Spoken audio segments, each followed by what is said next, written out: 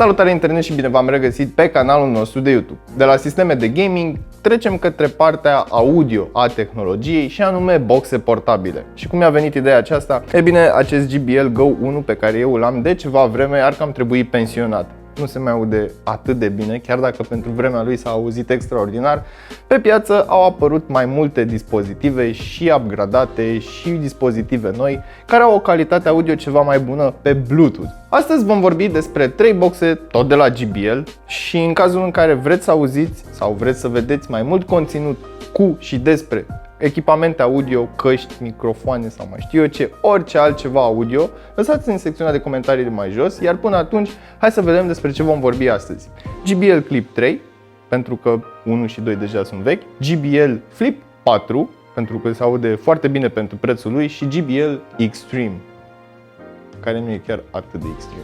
Dar înainte de toate, nu uita să te abonezi și să activezi notificările, iar mai apoi intră pe cel.ro/giveaway pentru a te înscrie în concurs. Acum că ne-am așezat foarte confortabil pe acest scaun, eu m-am așezat foarte confortabil pe acest scaun, am aici lângă mine câteva produse de la JBL, printre care și JBL-ul meu vechi, pe care îl voi lăsa deoparte pentru că nu avem momentan nevoie de el. Hai să începem cu JBL Clip 3. Este cea mai ieftină boxă de pe această masă, oferă o calitate audio decentă, aș putea eu spune, însă mulți spun că JBL Clip 2 se aude o idee mai bine și după urechea mea se aude mai bine.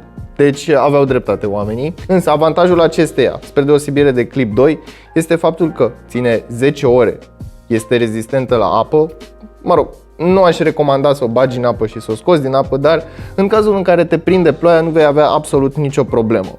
Marele diferențe ar fi următoarele. Faptul că această carabină acum este încorporată în corpul boxei, nu mai poți să o dai jos sau să o miști. Bine, nici cealaltă nu era foarte ușor de dat jos, dar trebuia să fii destul de insistent.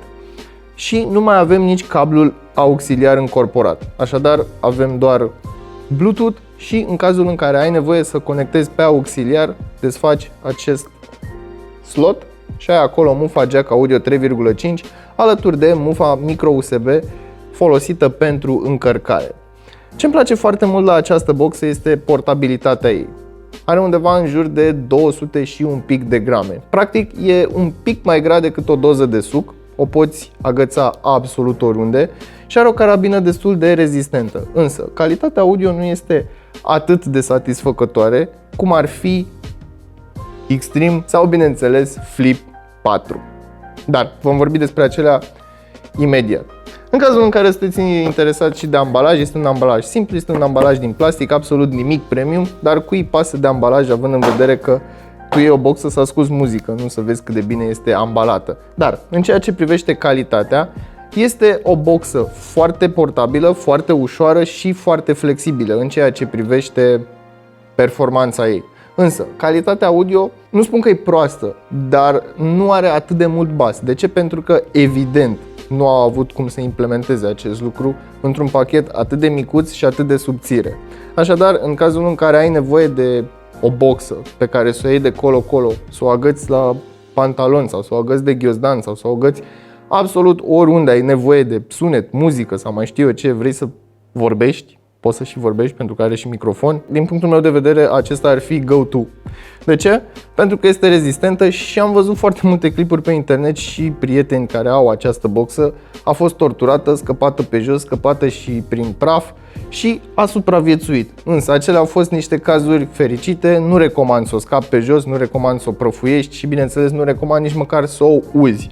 Dar dacă te prinde ploaia și n-ai apucat să o bagi repede în ghiozdan sau absolut oriunde altundeva să o protejezi, nu ai absolut nicio problemă la capitolul acesta. Nu o să se strice instantaneu, nu o să ai absolut nicio problemă. Așadar, mie mi se pare un produs destul de bun pentru cei care se mișcă foarte mult sau pentru cei care nu au stare. Iar acum să vorbim puțin și despre specificațiile tehnice ale acestei boxe. Avem o putere de 3,3W, o baterie de 1000 de mAh ce se încarcă aproape în 3 ore. Așadar, ține undeva la 10 ore și ar putea fi una dintre alegerile tale pentru o boxă portabilă de la JBL. De ce? Pentru că astăzi vom vorbi doar despre JBL și în cazul în care vreți să auziți mai multe lucruri despre echipamente audio, boxe portabile, căști și mai știu eu ce alte lucruri, nu uitați să lași asta în secțiunea de comentarii de mai jos. Acum, hai să mergem mai departe către JBL Flip 4. Nu înțeleg de ce se numește Flip, că dacă faci așa și o scapi pe jos, s-ar putea să ai o problemă.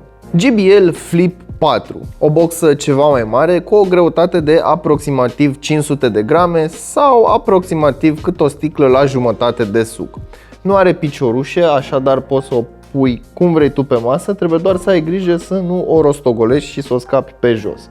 Poți să o pui în picioare, pe ambele părți, și este destul de portabilă, având în vedere că vine cu această curelușă la pachet. Bineînțeles, în cazul în care rupi acest șiret, m-am exprimat greșit, nu e o curelușă, este un șiret, dar îi poți pune o curelușă sau poți agăța absolut ce vrei tu de această gaică, să-i spunem. Din punct de vedere al calității, este foarte bine construită, se simte foarte calitativ din acest punct de vedere. Este acoperită cu un membran, doamne. Este acoperită cu un material cauciucat, ca în momentul în care l-ai scăpat să mai atenueze ceva din acel șoc, iar partea neagră, de jur împrejurul boxei, este făcută dintr-un material textil și dă o senzație foarte plăcută la atingere. De asemenea, în mijlocul acesteia avem sigla de la JBL, iar în partea din stânga și din dreapta avem două drivere pasive pentru bas. De ce? Pentru că nu avem subwoofer sau nu avem difuzor dedicat pentru bas, avem două membrane pasive, iar acestea vibrează în funcție de aerul care este împins de către difuzoare și așa se creează sunetul, sau mai bine spus, așa se creează efectul acela de bas. În ceea ce privește puterea, avem două difuzoare de câte 8W fiecare, adică 2 ori 8, adică o putere totală de 16W, doar că nu se adună, ca să știi. Gen, puterea unui difuzor rămâne puterea unui difuzor. Deci 2 ori 8W, așadar este ceva mai puternică decât Clip 3. Este și mai grea, la fel de portabilă și, din nou, este rezistentă la apă. Poți să o scapi în apă, nu o scăpa în nisip și mai are o problemă din punctul meu de vedere. În cazul în care ai chef să o arunci în ghiozdan, trebuie să ai grijă să nu lovești aceste membrane. De ce? Pentru că ai putea să le presezi și să rupi membrana sau ai putea să lovești membrana cu, să zicem, piciorușele de la încărcător sau mufa USB sau orice altă mufă de încărcare, un jack audio și să pătrundă fix pe aici prin margine. Așadar, este o idee mai pretențioasă în ceea ce înseamnă portabilitatea, dar rămâne o soluție destul de bună pentru cei care vor o calitate audio foarte bună pentru un difuzor Bluetooth. Din punctul meu de vedere se aude foarte bine și ai un sunet stereo foarte bun și poți identifica foarte bine elementele unei melodii, bas, chitară, voce și așa mai departe. În schimb, calitatea audio tinde să scadă puțin în momentul în care dai volumul la maximum. Este destul de puternică să umple o cameră sau, mai bine spus, un birou mai mic. Cu siguranță este numai bună pentru drumeții, pentru stat și ascultat muzică în dormitor, în bucătărie sau oriunde ai tu chef să ai niște zgomot de fundal. Și mi se pare o alegere foarte bună în cazul în care nu ai un sistem audio, dar ai un laptop și ai vrea să te uiți la un film.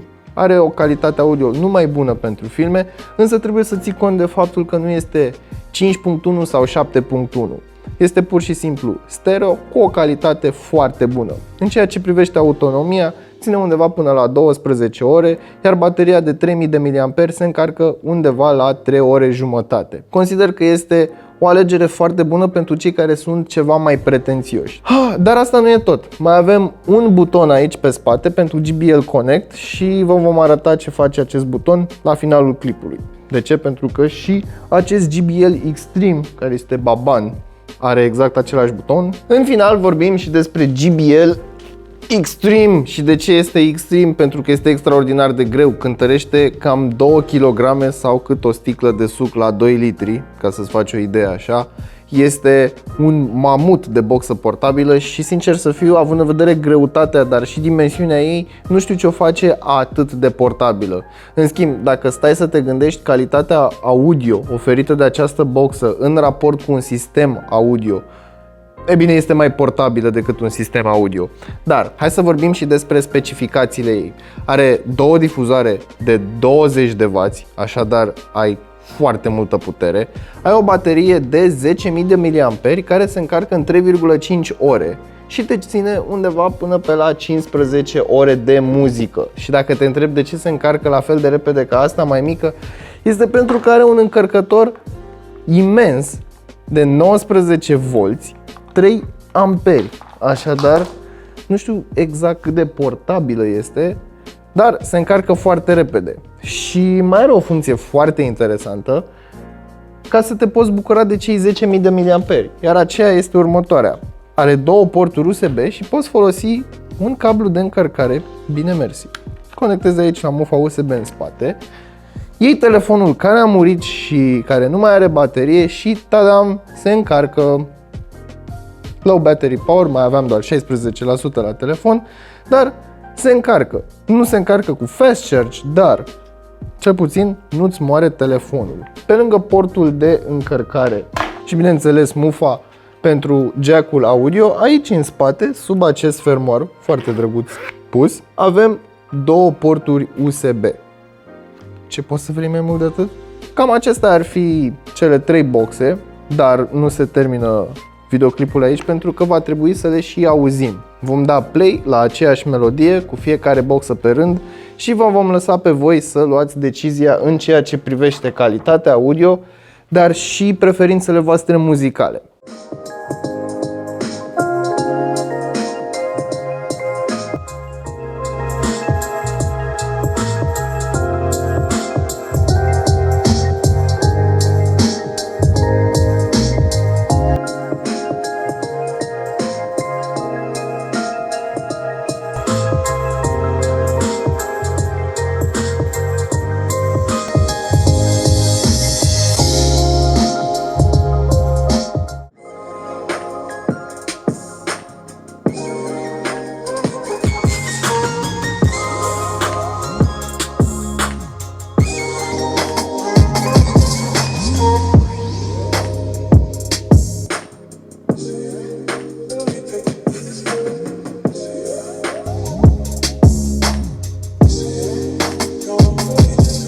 Ne apropiem de finalul videoclipului, unde v-am promis că vom discuta despre acea funcție de JBL Connect de pe cele două dispozitive. Însă, este un truc aici și un truc în care am căzut și eu plasă la rândul meu și trebuie să vă spun chestia asta ca să nu picați și voi plasă. Există două feluri, JBL Connect și JBL Connect Plus. Ce înseamnă acest lucru? Ambele au exact aceeași siglă, doar că JBL Connect Plus are un plusuleț micuț. Asta înseamnă că pe Connect simplu poți conecta două boxe de același fel și poți face canal stânga și canal dreapta și se creează un efect stereo. În schimb, pe JBL Connect Plus poți conecta până la 100 de boxe. Nu știu cine are bani să aibă 100 de boxe sau nu știu în ce condiții ai putea să găsești 100 de boxe, să le conectezi pe toate prin JBL Connect Plus. Eu m-am entuziasmat, am încercat și mi-am dat seama că nu merge. Este că JBL Connect Plus nu funcționează cu JBL Connect. Așadar nu poți să le conectezi pe amândouă să redea sunetul simultan. De asemenea, toată lumea spune că avem Dual Audio pe Bluetooth 5.0.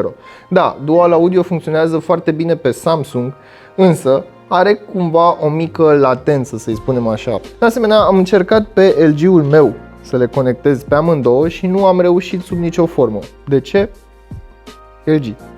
Chiar dacă am Bluetooth 5.0, nu înseamnă întotdeauna că va funcționa și funcția de Dual Audio. De asemenea, JBL mai are și o aplicație pentru smartphone în care poți conecta dispozitivele și îți dă informații despre boxa pe care tu ai conectat. De exemplu, la acest JBL Flip 4 mă anunță că am un update de soft și practic îl descarcă în telefon și îi dă push prin Bluetooth către difuzor sau, mă rog, către boxa portabilă.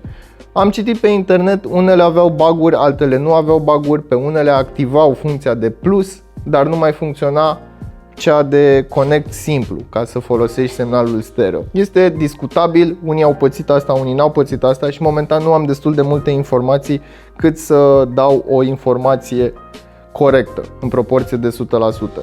Cât am testat eu aceste 3 boxe, nu am reușit să le conectez pe amândouă, în schimb pe Samsung am reușit să am semnal pe amândouă, dar cu mici diferențe de timing. Acum, hai să vorbim puțin despre cine s-ar bucura la aceste boxe. E bine, cu siguranță nu audiofilii. De ce? Pentru că aceste boxe nu au nici hardware-ul necesar, dar nici capacitatea necesară de a reproduce cu o fidelitate foarte mare sunetul. În schimb, pentru călători, pentru oameni care vor să aibă muzică la birou sau în bucătărie sau în dormitor, pentru cei care au nevoie de un sunet puternic ca să umple o cameră mai mare, ei bine, aceste boxe fac parte din mai multe categorii de preț.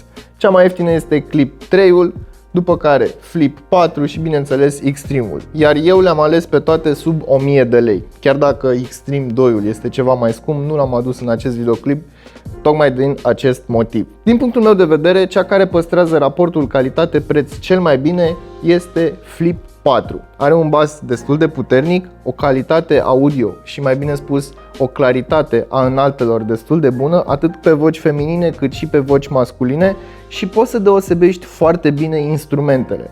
Același lucru se întâmplă și cu JBL Extreme, însă este puțin cam scump pentru o anumită categorie de oameni. Acestea fiind spuse, eu am fost Dragoș, iar acestea au fost 3 boxe de la JBL pe care eu le consider destul de bune și o alternativă foarte bună pentru cei care au nevoie de sunet în mișcare. Până data viitoare, nu uita să verifici descrierea pentru linkuri utile și prețuri actualizate și totodată nu uita să-ți dai cu părerea despre aceste boxe în secțiunea de comentarii de mai jos.